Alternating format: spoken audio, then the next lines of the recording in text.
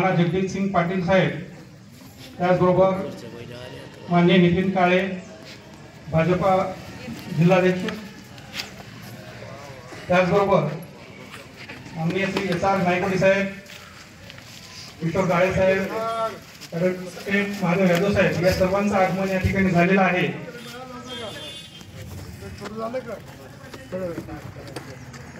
सभागृहाच्या बाहेर असणाऱ्या सर्वांना विनंती आहे की त्यांनी कृपया सभागृहामध्ये येऊन स्थानापन्न व्हावं। माननीय संतोष पाटील साहेब, सहसचिव सहकार मंत्रालय मुंबई, यांचं देखील आगमन या ठिकाणी झालेलं आहे। माननीय श्री दत्ताभाऊ कुलकर्णी, जिल्हाध्यक्ष भाजपा धाराशिव, या सर्वांचं आगमन या ठिकाणी झालेलं आहे।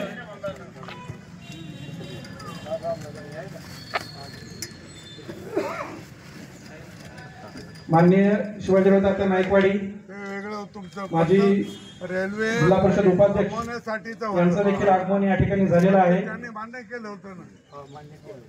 सभागृहाच्या बाहेर असणाऱ्या सर्व सभासदांना विनंती आहे की त्यांनी कृपया सभा मंडपात येऊन स्थानापन्न व्हावं।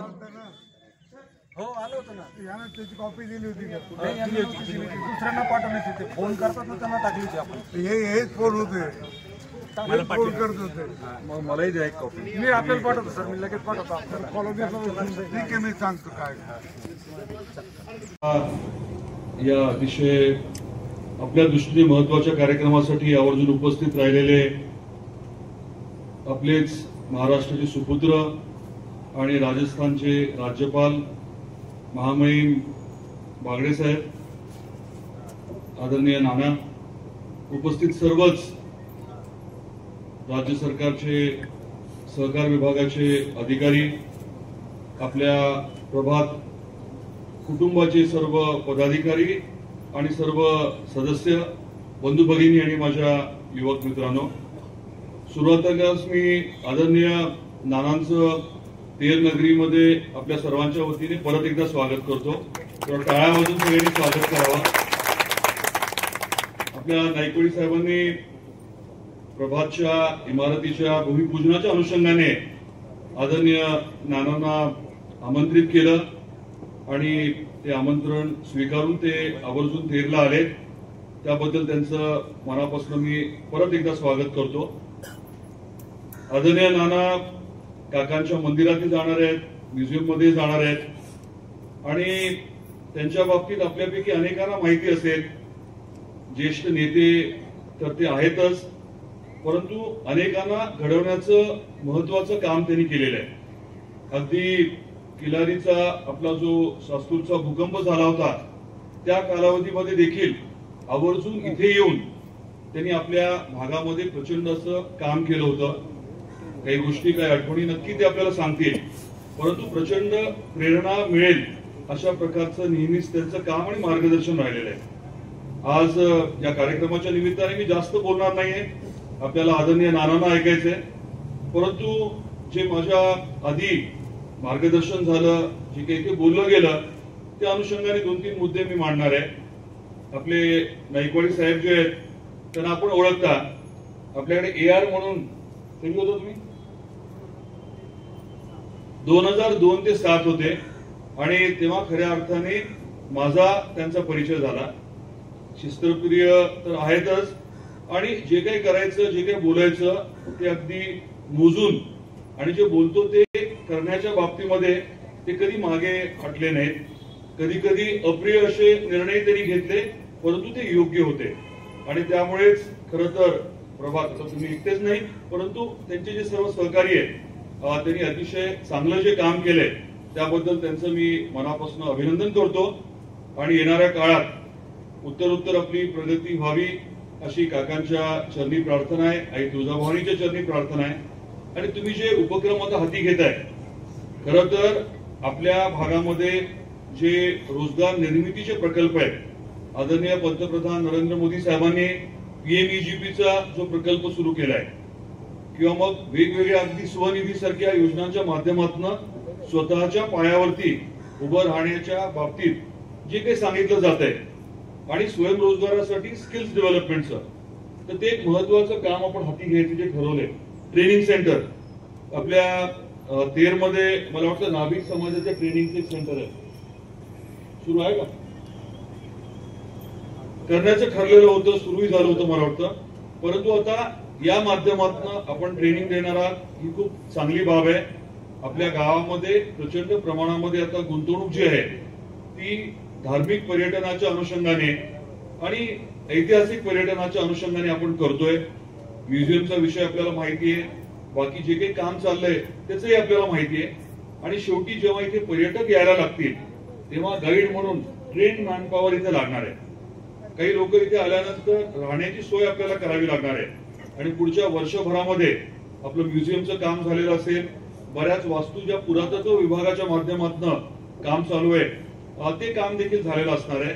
आणि तेरचा आपल्या गावाचा चेहरा मोहरा बदलत असताना बाहेरच्या लोकांनी येऊन इथे व्यवसाय करणं किंवा इतर बाबींच्या मध्ये पुढाकार घेण्यापेक्षा आपल्याच भागातले, आपल्या तेर आणि आसपासच्या मुलांनी मुलींनी पुढाकार घेतला तर खूप चांगलं राहणार आहे. आणि त्या अनुषंगाने आपण जे ट्रेनिंग सेंटर करताय ते निश्चितपणे खूप योग्य आणि महत्वाचं ठरणार आहे. आपण वेअरहाऊसच्या बाबतीतला उल्लेख केला. खरं तर आदरणीय आपले गृहमंत्री, सहकार मंत्री केंद्रातले अमित शहा साहेबांनी अनेक अतिशय अगदी मूलभूत ज्या गोष्टी आहेत त्याच्या अनुषंगाने मूलाग्र असे बदल सहकार क्षेत्रामध्ये करायचे ठरवले. आणि ज्या सहकारी संस्था आहेत त्यांना वेगवेगळ्या व्यवसायामध्ये अगदी पूर्ण ताकदीने उभं राहण्याचं ते सामर्थ्य देत आहेत. आणि नवीन पॉलिसीच्या माध्यमातून वेअरहाऊसिंग तर कराच तुम्ही, परंतु इतर काही प्रकल्प करण्याच्या अनुषंगाने म्हणजे अगदी मला वाटतं पेट्रोल पंप पासून टुरिस्ट काय व्हेकल्स टॅक्सीच्या पासून बऱ्याच गोष्टी करता येणार आहे. तेरच्या विकासाच्या बाबतीमध्ये तुमचा जो काही अनुभव आहे, तुमच्या टीमचा अनुभव आहे तो निश्चित कामी येईल मला खात्री आहे. पण त्यासाठी आपण अधिक वेळ त्यासाठी तेरच्या विकासासाठी जरूर द्यावा ही देखील मी विनंती करणार आहे. आणि आपले संतोष पाटील साहेब आलेले आहेत, ते अतिशय अनुभवी आहे आणि मला वाटतं अनेक सहकार खात्याच्या मंत्र्यांना ते ओएसडी म्हणून मार्गदर्शन म्हणतात पण सहकार्य करतात आणि खूप चांगले निर्णय आपल्या राज्यामध्ये जे झालेले आहेत सहकार क्षेत्रामध्ये त्याची नीव जी आहे, जे काम करावं लागतं, माहिती गोळा करावी लागते आणि मांडणी करावी लागते ती त्यांनी केलेली आहे. आपल्या बार्शीचेच आहेत, बऱ्याच जवळचेच आहेत, त्यामुळे आता बार्शी आणि आपलं काही तेर फार लांब नाहीये, धाराशिव लांब नाहीये. त्यामुळे काही विषय आपण पुढे इथले नेण्याचा प्रयत्न नक्की करू. त्यात तुमच्याही अनुभवाचा आम्हाला नक्की उपयोग होईल याची मला खात्री आहे. अधिक वेळ न घेता या कार्यक्रमाच्या निमित्ताने मी परत एकदा आपल्या सर्वांना शुभेच्छा देतो, प्रभात परिवाराला शुभेच्छा देतो आणि आदरणीय नानांचे परत एकदा मनापासून आभार व्यक्त करून मी थांबतो.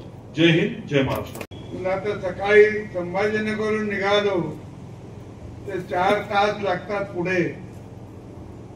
त्याच्यापेक्षा म्हणलं धाराशिवच्या मंडळीला भेटणं होईल आणि धाराशिवच्या मंडळीला पण आपण भेटू आणि पुढे जाऊ.